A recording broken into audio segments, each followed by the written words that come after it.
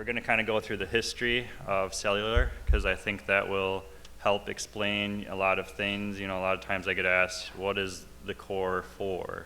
Why do we need this? So I'm hoping that, you know, looking from starting with 2G and evolving from there, that hopefully that should help, you know, explain the reasonings for everything. Okay, so starting with GSM, this was initiated initially by ETSI, which it was in Europe, and they had a goal of connecting or globalizing the standard, especially in Europe, as they were all using different techniques. So traveling between countries meant having to use a different phone. So at this time, everything is circuit switch based, so there's no packet gateways or anything at that point. They technically did have data, but it required that a dial-up be created for any user that tried to access the internet. And at this time, they used TDMA, which was an FDD based, and they had 8 channels, or 8 slots, per channel. And the frame was roughly 5 milliseconds. All right, so the architecture of the GSM core is actually very similar to what we have today with LTE. It was called different terms at that time, but they basically broke it down into the mobile station, which is now called the UE, the base station subsystem, which is now called the E-UTRAN, and the NSS, which we call the core network these days, and the OSS for management. And yeah, we'll move on to the next slides that go more in detail on this. So with the BSS section, it's pretty simple. You had just the mobile equipment, and then you had the base station equipment, which was separated. So you had the BSC, which we call the RRU, which does the radio side. You had the BTS, which is the BBU, and the equipment that you guys are deploying for us, it basically integrates all this together. And at that time, what they called the NSS, it's very similar in the sense that they have the MSC, which is very similar to what we have as the HSS. And the databases, the database for the HSS, and they basically had a bunch of different databases at this time. And that's pretty much, for the most part, integrated today. So when data was finally introduced, they did this by adding on a packet gateway to the existing infrastructure. So basically, the data packets traveled through there, and then everything was still circuit-based for the voice. And this was basically the first iteration for non-circuit-based data.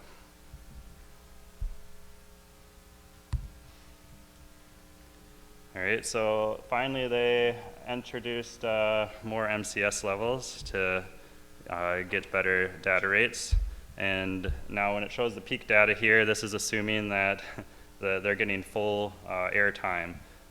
So if all 8 slots were assigned for a full second, they'd get 473 kilobits per second. But ideally and realistically, it was more like dial-up or worse. Okay, so that's when 3GPP came together. And the idea of 3GPP was to create a 3G standard, which eventually evolved where they would take in GSM, and it was also creating the 4G standards as well. And from here, we switched from TDMA to CDMA. Now, at this time, throughout most parts of the world, GSM was taking off. But here in the US, we were using different standards for the most part with the IS-95. And the US was kind of the innovator with CDMA. So eventually, 3GPP came out with their version of CDMA. Okay, so the ITU basically came out and they wanted companies to submit proposals for 3G. And yeah, basically you can see the list here of what was finally approved. So for 3G, they basically wanted that for fixed wireless that you could reach up to 2 megabits per second, and that in the vehicle you could get 144. So these are the standards that eventually got approved. And at this time we have, in the US where they were doing the IS-95, they ended up becoming a company for 3GPP2, and they worked on a different standard for CDMA 2000. So we're going to follow what 3GPP went with the UCDMA.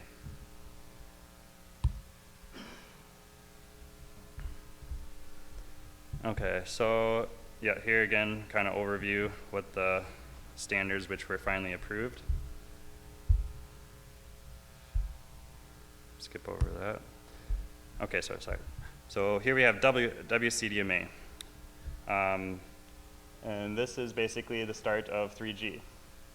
So here they used direct spread spectrum, and they used 5 megahertz channels. So anyone deploying this basically had that one channel size. And for data speeds, you could reach up to basically 2 megabits per second.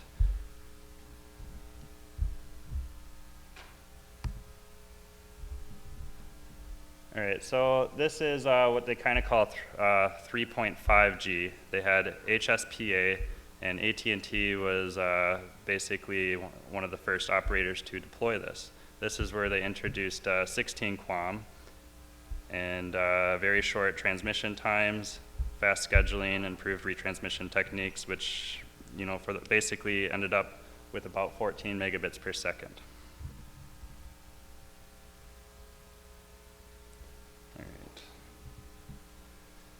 So some of the techniques that were involved here I'll highlight because these are the same things that are being used in LTE today. You have the link adaptation, which was able to send CQI from the UE.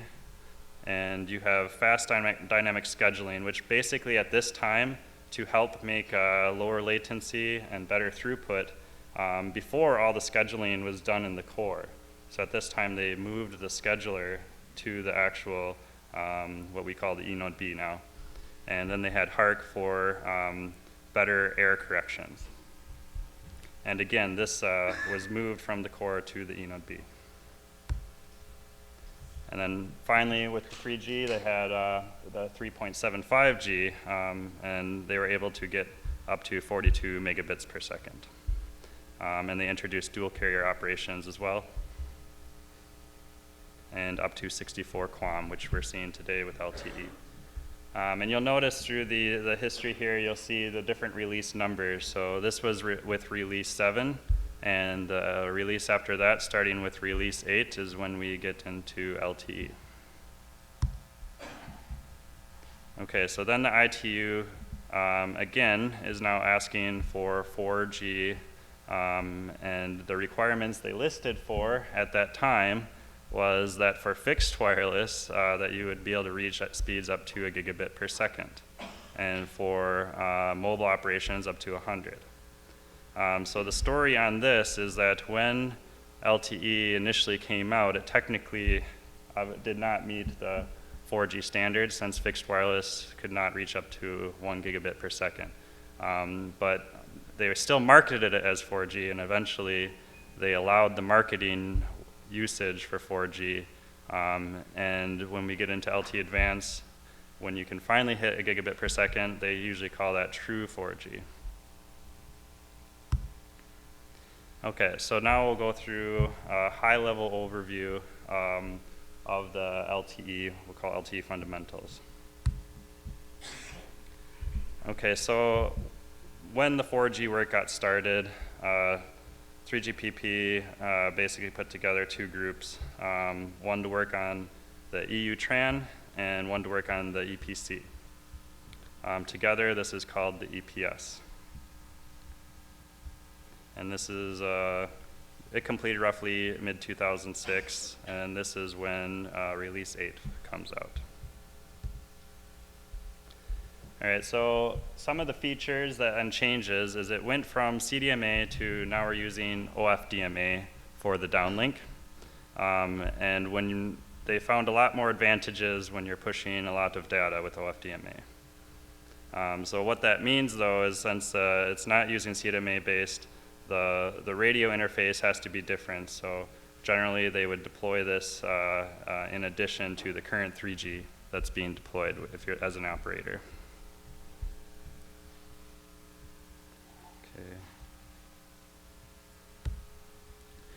So one thing that's a bit different is the uplink. The uplink uses a flavor of OFDMA, but the challenge at this time was trying to find how to save battery life. So what basically they're doing with here is they're able to get lower peak to average power ratio, which was an issue with OFDMA.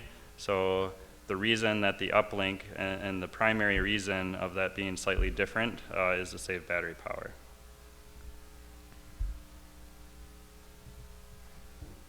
Okay, so in LTE you have different transition modes, and I kind of bolded the ones here of importance because these are the main ones that have been used with LTE standard.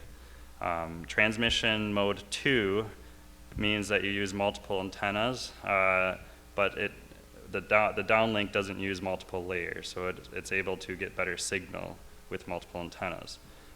Transmission mode 3 is what we're all using today with the Baicells equipment.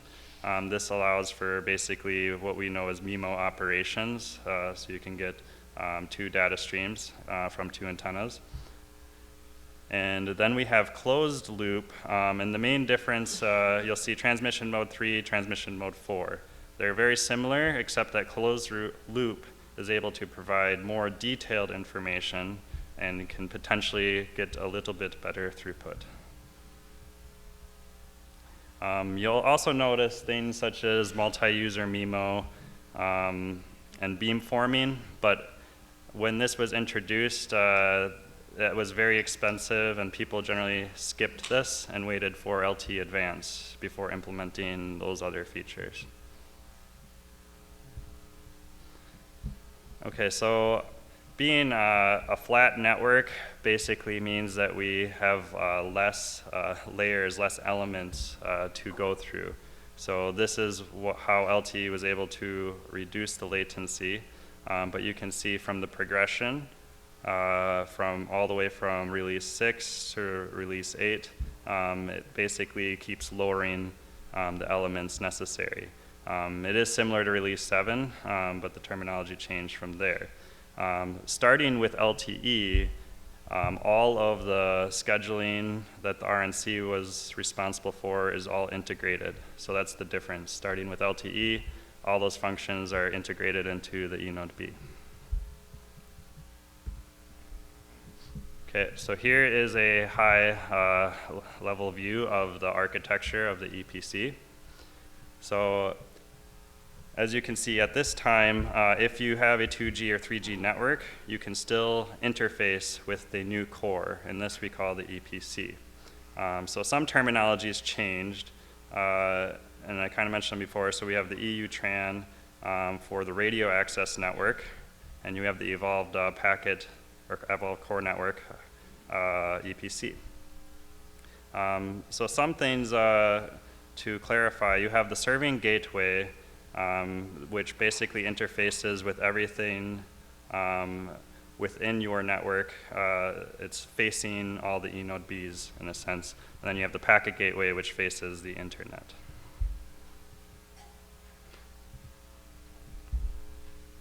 Okay, so here, just reviewing the E-UTRAN includes the UE and the eNode Bs. And like I mentioned, the RNC is all integrated at this point.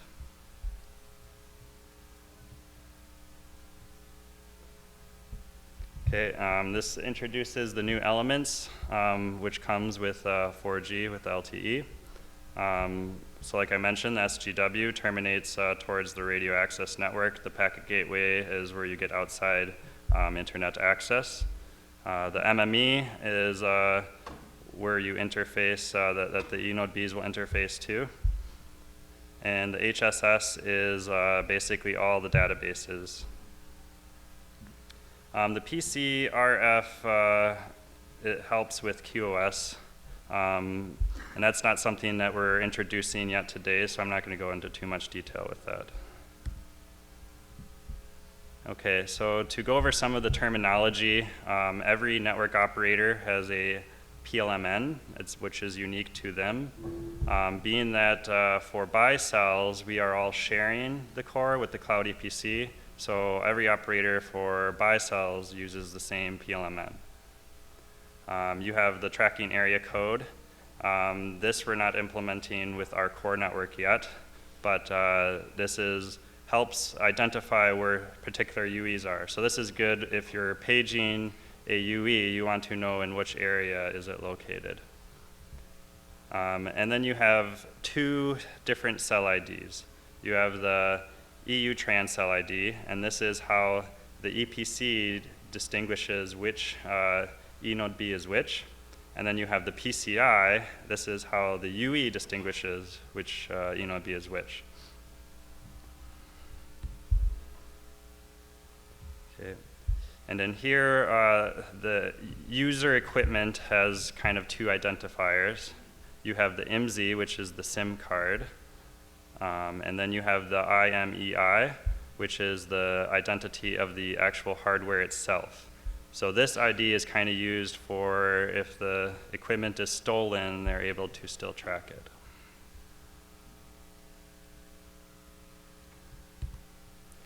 Okay, so for spectrum options with LTE, this is, when it first came out, it was mostly just for FDD. And here are, in the US, the different band numbers. Now, FDD spectrum is generally pretty expensive, so most operators, I'm assuming here, won't have this, but anyways, here's a list of the FDD spectrums.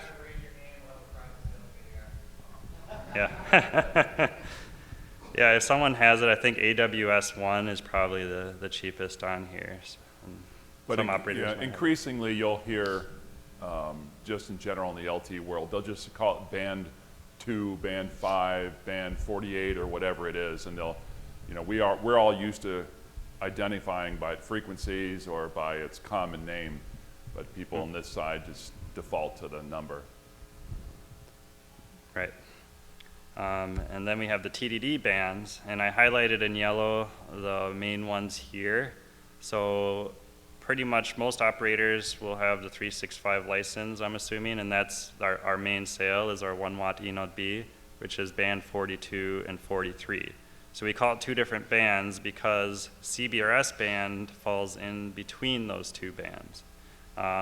And actually, the CBRS Alliance was able to get a whole new band approved just for that band, and that's where we have band 48. So once CBRS approved, our hardware will also be called band 48 as well. Anyone that has 2.5 would be in band 41. And then 46 is not being used really right now, but is up and coming, and that would be part of the LTE EU. For 5 gigahertz. Okay, so this is an overview of the frame structure for TDD. So basically, the actual radio frame is 10 milliseconds, and it's split in half, 5 milliseconds each, and then each actual subframe is a 1 millisecond. So in every subframe, you have a downlink or an uplink. And then there's also something called the special subframe, and this is when you switch from downlink to uplink.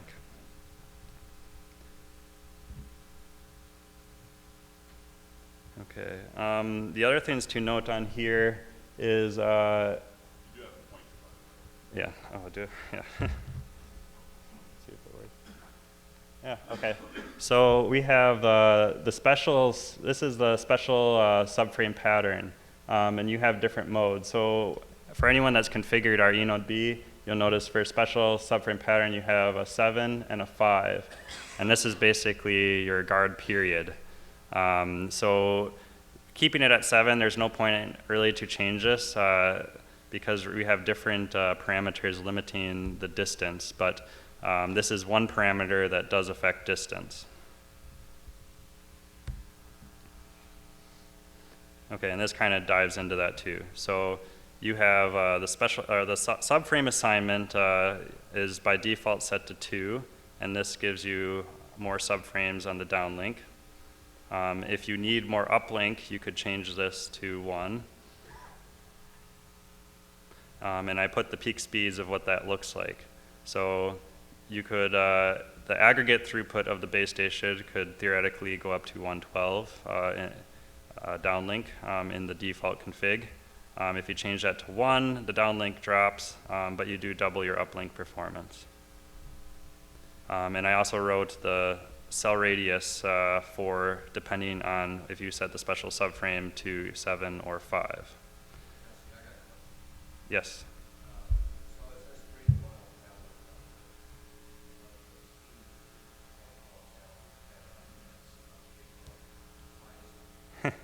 Good. It's the frame ratio. Yeah, so, and this is this is also considering category 4 UE, which is the category we're using. So this is assuming that the downlink uses 2 chains, 2 antennas, and that the uplink uses 1 antenna. So that's, so you're half the throughput's, kind of being lost because there's only 1 antenna being used on the uplink. And also, as we talked about before, the uplink is also different than the downlink. And the uplink, because of the power issues, it does also slightly lower the throughput. Here is kind of an MCS chart, depending on what levels you see and what the expected throughput is. Yeah, hold on that one for a little bit and maybe spend a little time talking about really what minimum levels people should be considering and that sort of thing. Yeah, and we'll hit on that a little bit later, but I mean, obviously you usually want to hit 28 on the MCS for the downlink. So you'll notice here too that it shows 112 megabits per second on the downlink if you're at full modulation. We do have in our current model CPE, however, only has a fast Ethernet connection. So the bottleneck for reaching that is actually with the Ethernet interface. The total aggregate throughput of the whole base station would not be affected though.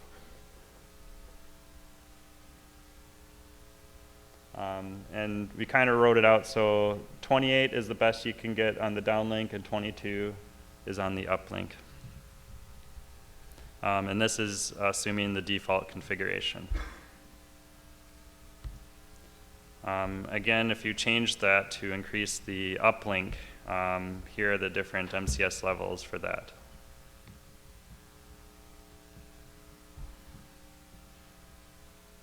Okay.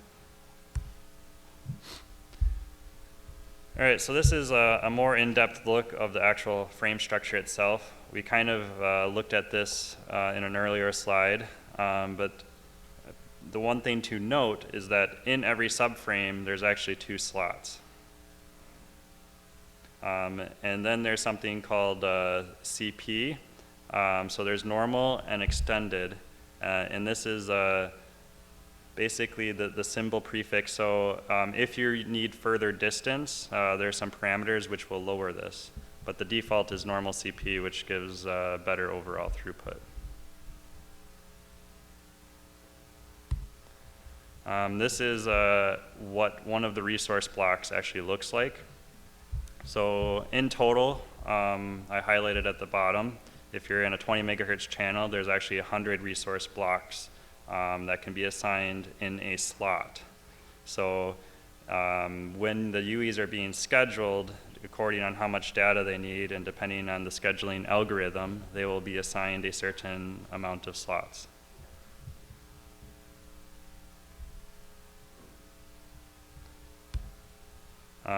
This is the resource grid. So when you're looking at the different frames, structures, this kind of is what people tend to look at to see where are all the resource elements located. This is more of a lower level.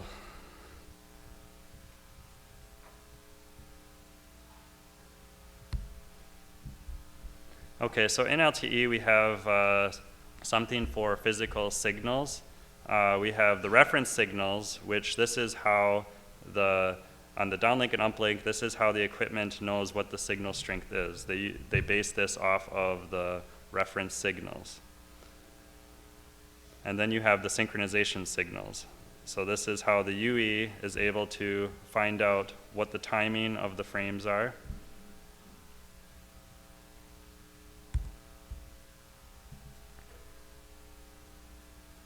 Okay, so the UCI, this is what the UE uses in total to inform the eNode B of the metrics it's getting. So the UE will inform the HARC, which will be able to tell how many messages were acknowledged and how many weren't acknowledged. It will be able to submit the CQI. The RI, the rank indicator, is how many layers that it has. PMI is more detailed information, which is for closed loop operations, which we're not doing yet. And then the UE will also do schedule requests. So to break down into that, so in the HARC feedback, the UE will send the total amount of messages, and it will say how many that it was acknowledged and how many was not acknowledged.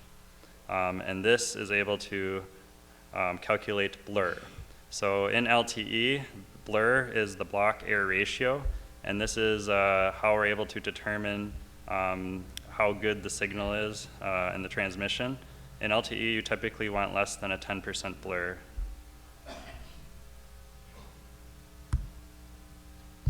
Then you have the CQI feedback. So for anyone that's using the beta software, you'll notice that on the main page of the eNode B, it actually shows a CQI for each UE.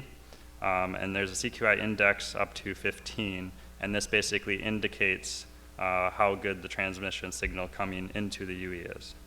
And the eNode B will use this information to determine what MCS levels to assign to the UE.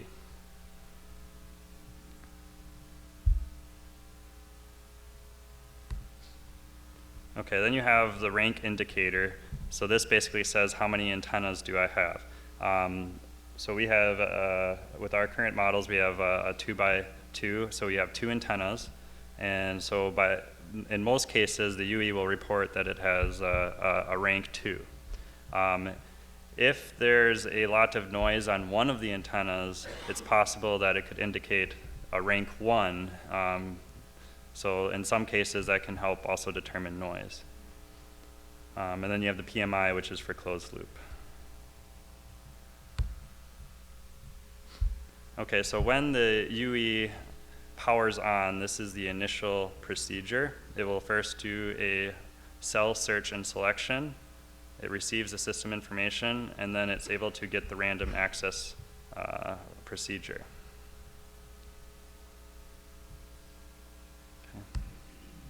So during the cell search process, the first thing it needs to determine is what is the PCI. And the PCI, we'll go into details a little later on that, but it's broken into the PSS and the SSS. It adds these two IDs together. And once it does that, it can determine where are the reference signals, where are the synchronization signals,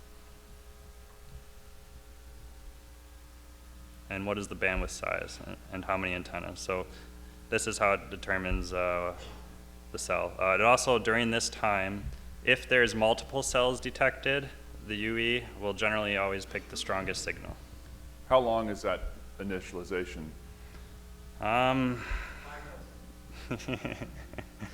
Sure. Yeah. Yeah, it's pretty quick, I think. It depends on the UE chipset and all that. Okay, so this is, and Cameron will kind of go into this as well in a little bit more detail later, but this is basically the PCI. So you have the PSS signal, which has 3 IDs. This determines where the reference signals are located. So it's important that when you're deploying your equipment, that not only do you want to channel plan, you want to PCI plan. Again, we'll go into a little bit more details later. but in total you have 504 PCIs.